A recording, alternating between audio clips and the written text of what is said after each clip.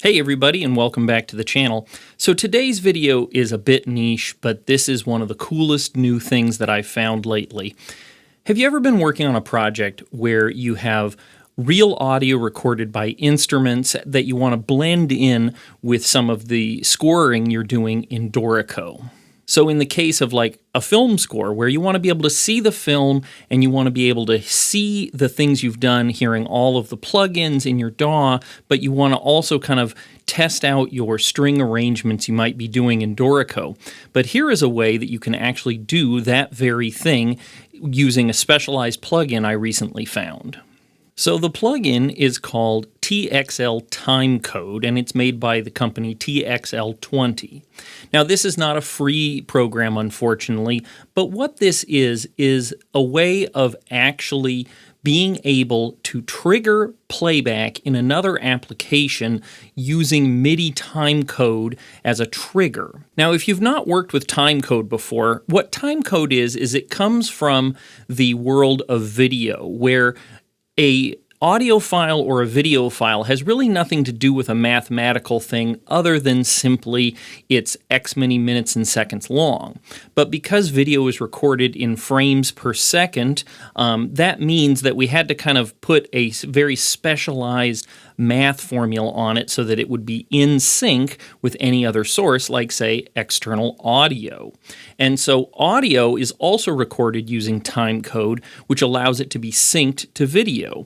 And because MIDI is also an external source, it needs that syncing as well. So we can use that correlation to allow ourselves to trigger playback in another application using that standard.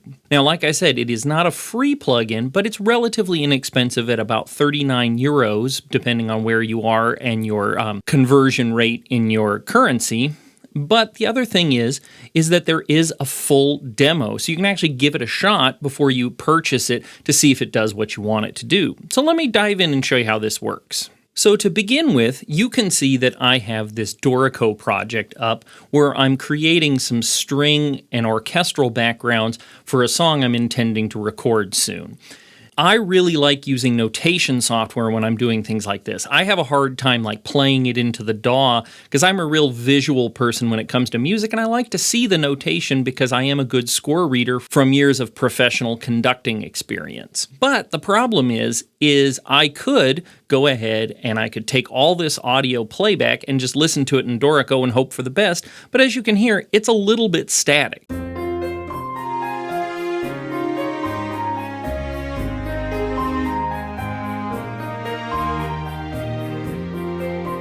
Now, I do have the melody muted right now because it's really just very square and it's not really helping me understand how it's going to groove. Plus, I really want a better drum groove than this, but I don't want to sit here and notate the entire drum groove because let's face it, when I work with my drum set player, they're just going to play a groove all by themselves and I won't have to do any of that stuff. So this is where the idea of integrating my DAW comes in. So if I open up my DAW of choice here, which is Logic Pro, which is the software I'm going to use to show you how to utilize this plugin, knowing that it does work with other software packages also, I have created kind of a backing track for this same song, plus I recorded kind of a basic saxophone part that I'm using as a guide. I do intend to re-record this, obviously, but it was just a way of getting me started, so let's listen to that.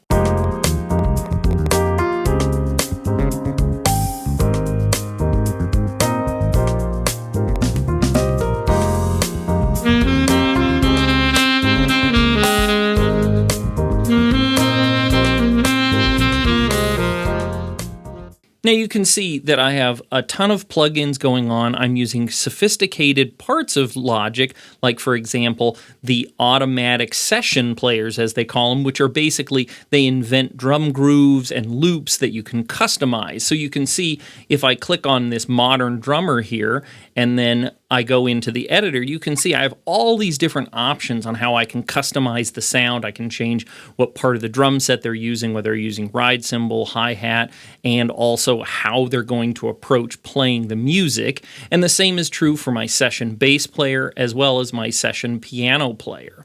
And so this gives me a lot of options that I can choose from. And I really like this because when I'm trying to create kind of a version that I might share with my session musicians, the real people who might record this, it's fantastic to have like this more human playback, and when I record that scratch track, it feels a lot more natural. But the problem is I can't really hear both of them at the same time. I would either have to export the audio from Dorico or set up some really complicated sharing chain, which is also pretty rough because the MIDI data, when you just export MIDI, doesn't carry with it all of the performance attributes that Dorico bakes into the playback. So that's where this plugin comes in handy. And this is how I can combine the two. So let me show you the process of doing this. Okay, so what I've done here is I've brought up both applications at the same time, just so I can kind of show you how this works. You don't actually have to be able to see both of them at once for this to function, but it's just nice to be able to go back and forth quickly. And in this particular case, it's nice because I can look over and see what Logic's doing at the same time I can look at my score.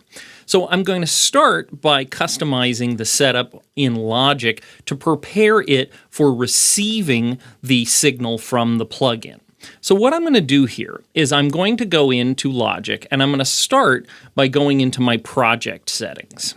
Now, under the project settings, you'll see there's an option for synchronization, and that's the one we need to click on under that file menu in project settings because that's where the bulk of these options are. So once we've brought up the synchronization options, there's a couple of things we need to change. The first one is we need to change the sync mode, and you can see we have some options for internal, Ableton Link, MTC, which is one we're going to utilize today, and then there's this one for manual. Now, because the plugin is actually going to send data over MTC, that's the one we want to use. The second thing we need to do is we need to assign a frame rate. Now, if you were not including any kind of video component to this audio transfer, or if you're working with a pre-existing like movie file, if you were doing a score, you would choose the frame rate of that or kind of something arbitrary. But because I'm syncing this up with the video you're watching right now, I typically film in 24 frames per second, and so that's why I've set it to that number. Now, if you were unaware, in digital video, that's actually the real frame rate that digital cameras resolve to, and it's just shorthand to call it 24 frames per second. That's actually what the video is at, so that's why I have it at that number. Now, after you've set your frame rate, the other setting that we really do have to change is down here where it says plays as SMPTE. And this is the readout for film frame rate by cameras. And so when you see this number, by default, Logic will actually have a 01 at the front of this. And that's just the way Logic does its defaults. But the plugin and Dorico do it differently. They do a 00. They start at nothing instead of at 1 hour. So you will have to change this number just very simply to 00, and now the synchronization will work really well. So now that we've done this, there's one other setting that we do need to check, and that is we need to go under Audio, and we need to come down here under Audio Sync Mode, and we need to set this to MTC Trigger. If you don't have it set to trigger, it won't work quite right, and you'll get audio drift and other things, and it'll basically sound like one side's in slow motion and the other one is doing something funky, because we really do need to have the projects synchronized together. Basically what it does is it says that, hey, I'm looking for a start-stop trigger to come over from the plugin, and then I'm just going to play, and that's what this setting does. Now, you might be curious if you clicked on the MIDI setting, and you see this big list here, and you might think to yourself, well, don't I need to deal with this? And the answer is no, and that's because the Logic project right now is the secondary, meaning it's being triggered by Dorico. So all it needs to do is receive the information. This setting here under MIDI is if we wanted to control other applications using Logic using the same methodology. But in this case, we don't need that, so we're going to go ahead and leave all those at default. So once you've done that, the only other thing we need to do is we need to make sure that the tempo in Logic matches the tempo in Dorico. Do be aware that if you're going to have a tempo change or a retardando or something like that on the other side, you will have to reflect that manually in your Logic project. Now, fortunately for me, this whole project is all at the same tempo, so I don't have to deal with any of that stuff. But if I did have a tempo change, I would have to change the tempo in Logic at the measure where it happens in the score over in Dorico. It can't automatically read that because we're using that simple trigger method. So because my Dorico project, you can see over here, is set to 112 BPM, we need to go ahead and set Logic over here to 112 BPM as well. Okay, now that we have the Logic project set up, we can come back over here to Dorico. And this setup is actually quite simple. There's two things we want to do, and that is A, we need to add a VST instrument, and B, we need to assign that VST instrument to one random channel. Now you can see down here on the bottom, I have this voice called lead. And the lead voice, what that is basically a blank stave that I'm using to assign that VST instrument to. And so you could add it to any bar, any staff you want, but do understand it won't be able to play back. So you'll probably want to add an additional bar just so you have something blank. I could have used my bar numbers stave here as well because it has no playback either, but suffice it to say we do need to have an empty player and an empty instrument so that we can assign the plugin. So from here, we're going to go to the Play tab. And in the Play tab, we are going to go over to VST and MIDI. And down here under the VST instruments, we're going to hit the plus sign to add an instrument. And then we're going to go into our list here, and we're going to scroll down to TXL, the company that makes the plugin. And then it's under this synth category because that's just the default for Dorico. And then you can see TXL Timecode right there in front of us. Now, I do have a couple of other plugins from this company, but the one we're working with today is the TLC Timecode. Now that you've added it, you'll see that it's instrument number 4. That's important. And what we're going to do is we're going to go over to our track inspector. And I'm going to scroll down to my bottom stave, which is that lead voice. And then I'm going to come in here under routing and I'm going to assign it to the TXL timecode. Then I'm going to hit the little E here. And this will bring up the TXL timecode window for the plugin. So from here, when you first load it, it'll actually have nothing checked. It'll kind of look like this. And so what you'll do is you'll click on MTC. And then you're going to need to choose a MIDI instrument to transport the MIDI from Dorico over to Logic. Now, there's a couple of ways you could do this, but I'll show you the way that I did it, because this Dorico to Logic thing was actually something I created. But I'll show you the steps for that in just one moment. The other thing I need to do is I need to make sure I choose the frame rate of my Logic project, which in this case was the 23.976, and then I didn't have to change anything under MIDI control. That was totally fine. And then down here on the bottom under custom offset, this is where you would change something if, for example, if your Logic project just wasn't working quite right, if they were out of sync a little more than you can handle, you could do a little bit of offset there to push them around so that you could get them to line up better. And so that's something, if you're having that problem, you have a little bit of customization. Now, let me show you how I created that MIDI instrument called Dorico to Logic, because that is an important step. Okay, so what I'm going to do is I'm going to open up a specialty program on my Mac, which is called Audio MIDI Setup. So I'm just going to hit the command spacebar, and then I'm just going to start typing the word audio, and there you go. You'll see this one called Audio MIDI Setup, and I'm going to go ahead and open that one. Now, by default, you'll probably see your audio routing over here on the left, which is where you choose what is going to playback, record, etc. from your program. And over here on the right, you're going to see your MIDI studio or MIDI setup. Now, most of us don't have to mess around with the MIDI setup. It just kind of works, which is great. But this is where we have access to this one here. And it's red because this is, by default, called an IAC instrument, which means inter-application communication Basically, all it is it's going to send MIDI data from one program in Mac to another program on your Mac. So we're going to go ahead and double click on that.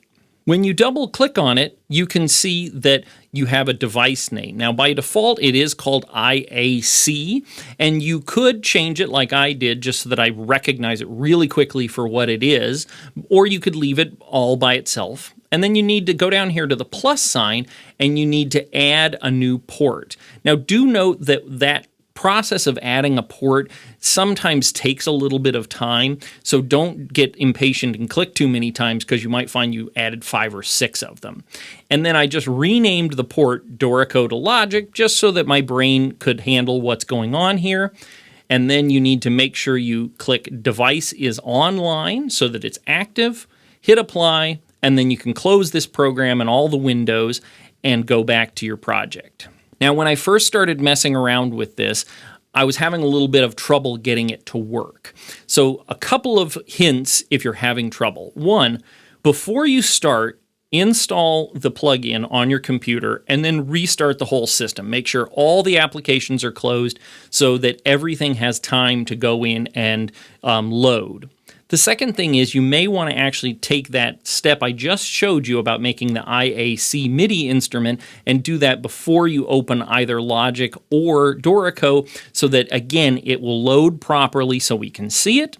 And then third, I would probably start with doing the Dorico portion, then the Logic portion. However, that part I'm not sure matters all that much. But if you do restart the computer, assign the IAC, it should get it running the first time. I will say after I just closed applications and restarted things, it did work for me. It wasn't something where I had to change any magical settings.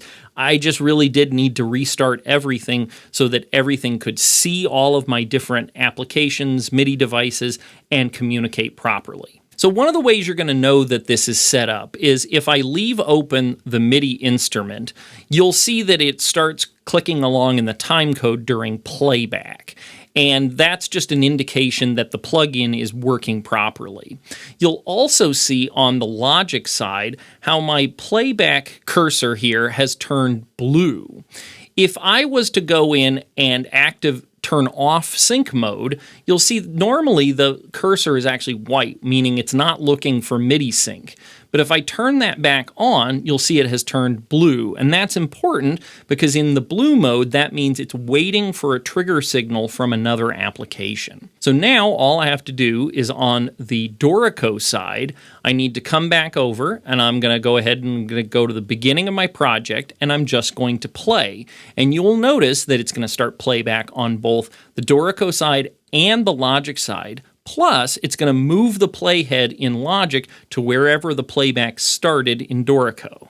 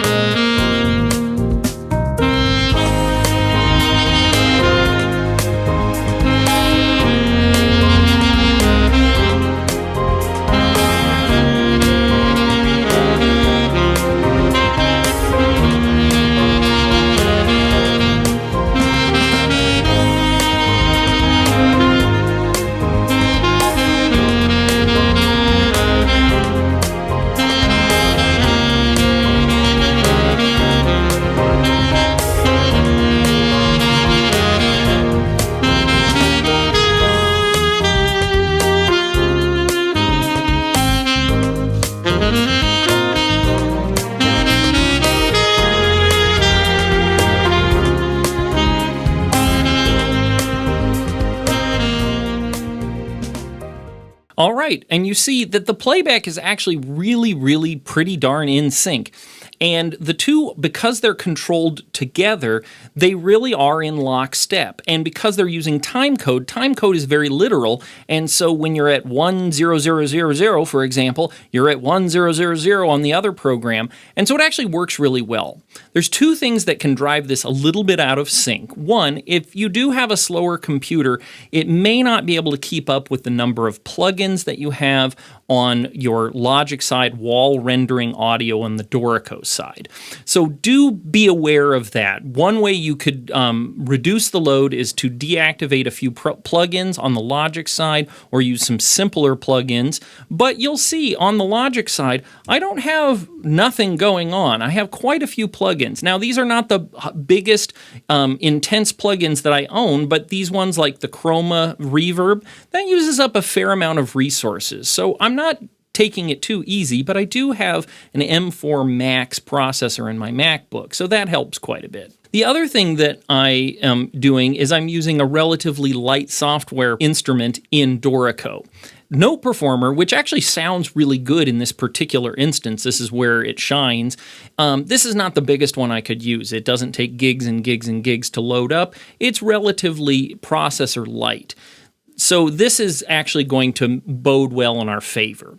You may have to up the buffer size on your sound card. So right now, I actually have my buffer size relatively low, which I can show you here on the Logic side by going under Logic Pro, Settings, and Audio. You can see I'm running this at an I/O buffer of 64, which is pretty low, but I could increase that number to give it a little bit more ability to run larger sessions. Now, you might be asking yourselves, well, could I record audio? Is that possible? And the answer is yes. And I think this is one of the coolest things about this. So I could go back now that I have my strings sounding more the way I want with my percussion, and I could actually redo this sax part. And so this is a really great additive to this setup because I can actually record the audio with hearing the playback from Dorico and Logic at the same time, and they're all synced together, which makes this really pretty darn nice because this does mean that I'm producing an in-time track. Now, this is where if your I/O buffer was not quite low enough, you might have some delay in your audio, but it really does give us the ability to do the whole thing at once, which I find pretty darn fantastic. Now, all you need to do on this is you would go ahead and you choose the track you're going to record to. In this case, I'm going to do my audio track. And you can see that my microphone that I'm speaking into is coming into that track. And then if I click over here, what I would want to do is I would want to activate record mode, which in this case is the R key. Now, if I had my window spread open, you could actually see the little record button, but in this case, I can't. But because I have sync mode on, you'll notice that the playhead turns red, but nothing happens. And that's because Dorico is waiting for you to start playback in the host application, which in this case is Dorico. So if I go to measure 17 in my project in Dorico, and I'm going to put my playhead there, and then when I hit play, you will see on the other side, it's going to start recording audio. So now, because I'm using my voice, all it's doing is recording my voice, obviously, tut, tut, tut, but you can see it's actually laying down that audio in that track while we're hearing both sides at the same time. Now, you obviously won't be able to do looped playback and a few other things like that when doing this mode, but it really does give us a pretty darn full-fledged way of doing all the audio. The other thing that would make this real difficult is on the Dorico side. If you tried to use repeat signs and other things like that, Logic doesn't really understand those, and so your bar numbers will get pretty out of sync. So if I was working on, say, a film project, I would highly recommend writing everything out with no repeats. And then when you go to publish the piece or send it off to real players, you could collapse it if you needed to, but it will make it a lot easier because it really, Logic really only thinks in measure 1, 2, 3, and so on, whereas Dorico can add in some of those human elements like repeats, DSs, alcodas, and all of that stuff. The second thing you can do to make sure the very beginning of your playback works really well is put a bar of silence in your Dorico project before the start of your Logic project. So everything would start in bar 2 instead of bar 1. And what that does is it gives both applications a quick second to get everything going, and then that first downbeat won't be kind of offset. And you'll hear that again if I go back to the beginning. You'll hear a little jive where you're going to hear just a little bit of just Dorico, and then Logic will come in a moment later. And again, the workaround for that is if I had a blank bar on both sides, then I wouldn't have that problem. So that's just a way, but of course that's going to make your notation look a little funky, and so you have to ask yourself if it's something you really want or not. But again, in this case, what I'm concerning myself more with is getting the playback put together so that I can record my parts, and then I can hand this track off to real musicians who will then overdub real drum parts, bass parts, and so on. So hopefully you found this useful. It's really highly technical, but for some of us, this is a game changer. I am so excited to be able to do these kind of things. I've had to do this in the past using other methods, and it was so frustrating, I basically gave up. But this really does work, and it works well enough that I'm feeling like I could do a pretty fantastic job of getting my synchronized video and audio together, where I have access to my DAW, where I also have access to Dorico, and if I wanted to, in real time, I could actually send the audio from Dorico into a loopback track and record it into Logic as an audio file. So I have a lot of options that I could do in this particular case, or in a live streaming setting like this one, I can bounce them out simultaneously. So again, pretty darn handy. So thanks again for watching. Let me know if you have any questions on this one. It's pretty darn complicated, but hopefully you saw those steps and it makes sense. Unfortunately, if it doesn't, you might need to do a little more homework on MIDI and other things, because there's a lot of steps to it, obviously. If you are feeling like you want to support the channel just a little bit more, please subscribe to the channel. It really helps. Please like the videos, and if you'd like, you can also join the channel. It's a nominal fee of $3 a month, and it just basically lets me know that you enjoy the content, you appreciate the work that I'm doing, and you'd just like to support my endeavors. Obviously, the equipment I use is not free, the mortgage on my house is not free, and so it really helps me keep going and keep this video content coming for you. So without further ado, thanks so much for watching, and I will catch you the next time.